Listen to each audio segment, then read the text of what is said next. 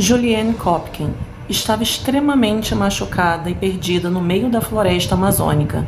Seu relógio não funcionava e ela já não sabia quanto tempo ela estava naquele lugar assustador. Ela estava atordoada, pois havia caído de uma altura de 3.000 metros.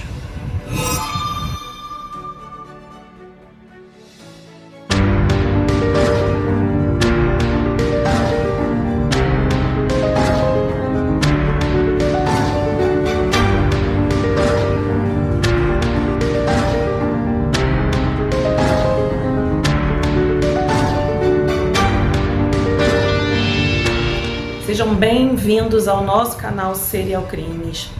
E, gente, hoje eu vou confessar aqui pra vocês que eu não gosto de aviões. Pra mim, eles não são confiáveis. Ah, mas Daniela, esse é o meio mais seguro e confiável de transporte. Tá, pode até ser. Mas quando ele decide quebrar a confiança da gente, não sobra nenhuma história pra contar, não é não? Bem, hoje sobrou sim algo para contar história depois de um grave acidente de avião. E o nome dela é Julianne Kopkin. Como essa mulher sobreviveu a uma queda tão brusca? E depois da queda, como conseguiu sobreviver sozinha aos perigos da floresta amazônica? Hoje você vai saber tudo aqui no nosso canal. Mas antes, vamos ajudar o nosso canal a crescer deixando seu like. Ou se ainda não for inscrito, se inscrevendo aqui no canal. Porque se deixar para depois, você pode esquecer. Então clica aqui rapidinho e vamos ao caso. Julianne Kopkin tinha 17 anos e havia acabado de se formar no ensino médio. Nascida em 10 de outubro de 1954 em Lima, no Peru, seus pais eram alemães. Seu pai, Hans Wilhelm Kopkin, era biólogo e tinha uma base na floresta amazônica que fica no Peru. Pois, para quem não sabe, a floresta amazônica se estende por 8 países além do Brasil. E lá ele estudava animais. Já a mãe, Maria Kopkin, era ornitóloga e havia ficado na cidade junto com a filha até sua formatura do ensino médio. Estava próximo do Natal e após sua formatura, que ocorreu em 23 de dezembro, elas decidiram viajar para passar o Natal com o pai. Mas era véspera de Natal e por isso todos os voos estavam reservados. As famílias já haviam programado suas viagens com antecedência, mas não as duas mulheres.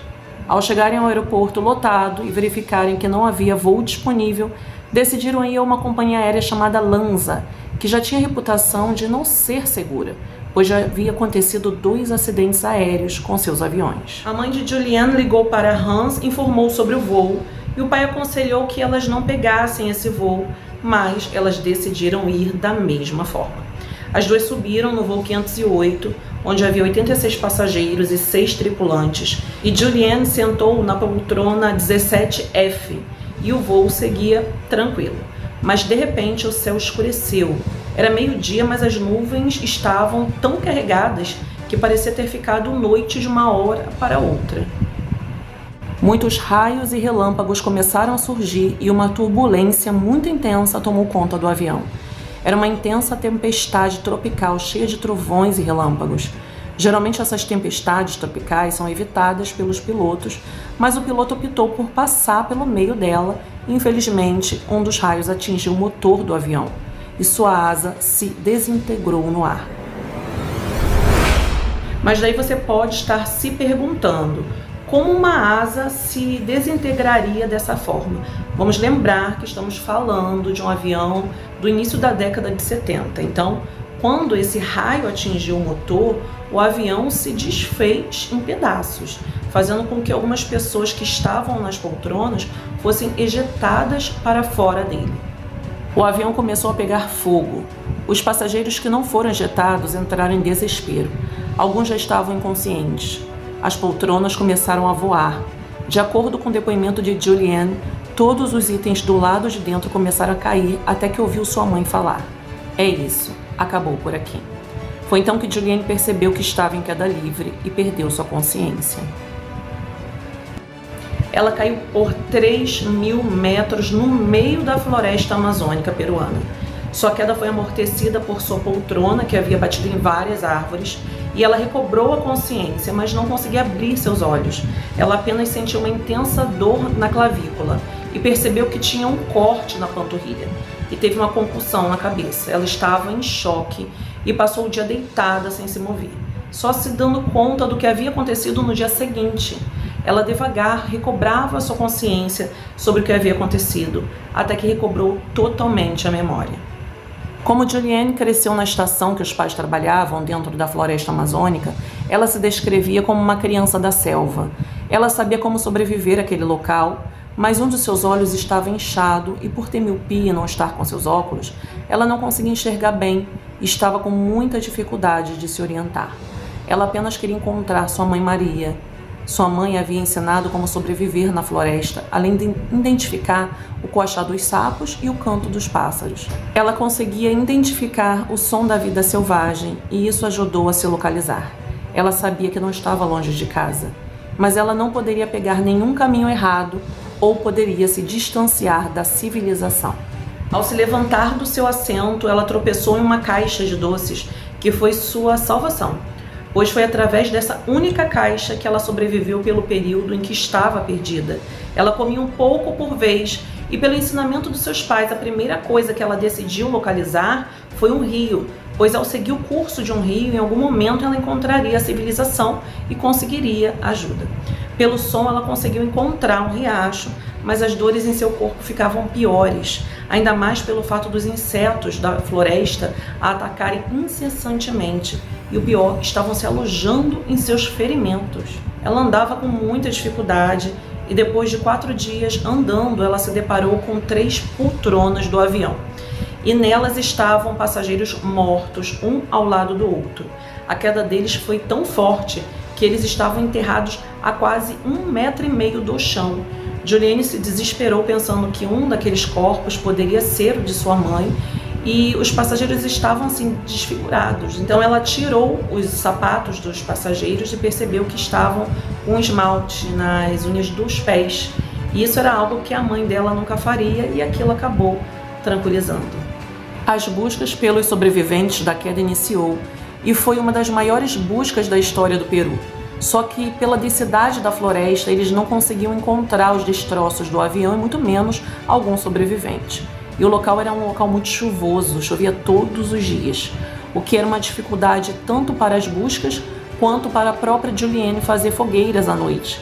A chuva apagava o fogo e deixava tudo úmido por todo o dia. Ela não conseguia sequer fazer algum sinal de fumaça para chamar atenção nas buscas. Juliane não conseguia encontrar alimentos, pois as árvores não tinham frutos naquela época do ano. Ela sobrevivia apenas dos doces encontrados nos destroços e da água do riacho. Ela sabia que existiam muitas plantas e animais venenosos na floresta, por isso tinha que ter maior cuidado onde tocava e pisava. Ela começou a ouvir os aviões de busca, mas sabia que eles nunca conseguiriam vê-la lá de cima. Ela já estava muito fraca, queimada de sol e dolorida. Pensou em desistir até que encontrou esperança na curva de um rio. Juliane então encontrou uma pequena cabana com telhado de folhas de palmeira. Isso significava que talvez ela estivesse mais perto da civilização, pois alguém havia construído a cabana e poderia estar ali por perto. Foi então que ela encontrou um galão de gasolina e começou a limpar seus ferimentos que já estavam cheios de larvas. Ela conta que ao passar o líquido nos ferimentos, a dor era extremamente forte, pois os vermes tentavam entrar cada vez mais na carne dela. Mas ela resistia à dor e tirou 30 larvas de sua pele. Ela então decidiu passar a noite dentro da cabana e como o chão era muito duro, ela decidiu ir até a praia para dormir na areia e no dia seguinte voltou para a cabana esperando que alguém aparecesse, quando de repente ela escutou vozes masculinas do lado de fora. Eram pescadores peruanos que ficaram chocados ao olhar para uma garota loira, magra, suja e muito machucada. E começaram a pensar que ela era uma espécie de deusa do mar, pois era muito estranho uma mulher loira ter surgido assim na floresta. Ela começou a falar espanhol e explicar a eles tudo o que havia acontecido. Contou que era uma sobrevivente do acidente aéreo e eles permitiram que ela passasse aquela noite na cabana e no dia seguinte levaram ela de barco até a cidade mais próxima, em uma viagem que durou 7 horas pelo rio. Assim que ela chegou no hospital, foi atendida imediatamente e o pai dela foi chamado. Os dois estavam muito emocionados ao se reencontrarem e ela decidiu ajudar as autoridades a encontrar os destroços do avião. Com sua ajuda, eles conseguiram encontrar e identificar todos os cadáveres do acidente, mas infelizmente, Juliane foi a única sobrevivente daquele trágico acidente. até mesmo sua mãe não havia resistido. Seu corpo foi encontrado 19 dias após a queda do avião. Foi descoberto que muitas pessoas haviam sobrevivido à queda, mas tinham morrido pelos ferimentos. Todos aqueles dias lutando pela própria vida deixaram um trauma profundo em Juliane. Ela começou a entrar em crise, pois se sentia culpada por haver sobrevivido ao acidente. E assim que se recuperou, ela decidiu voltar para a Alemanha, onde ela estudou biologia e fez uma pós-graduação em mastozoologia. Depois de formada, ela voltou para o Peru e se especializou em morcegos e se casou com Eric Diller, o entomologista especializado em vespas parasitas. Hoje ela mora em Munique e trabalha como bibliotecária na coleção estatal de zoologia da Baviera, e em 2019 o governo do Peru deu um prêmio para ela pelos serviços prestados. E esse foi o nosso caso de hoje do canal Serial Crimes. Deixe nos comentários o que achou sobre esse caso e se já viu algum filme que retratou a história de Juliane. Já me despeço e te convidando a assistir o próximo vídeo, que é claro, será na próxima sexta-feira. Uma ótima semana a todos vocês.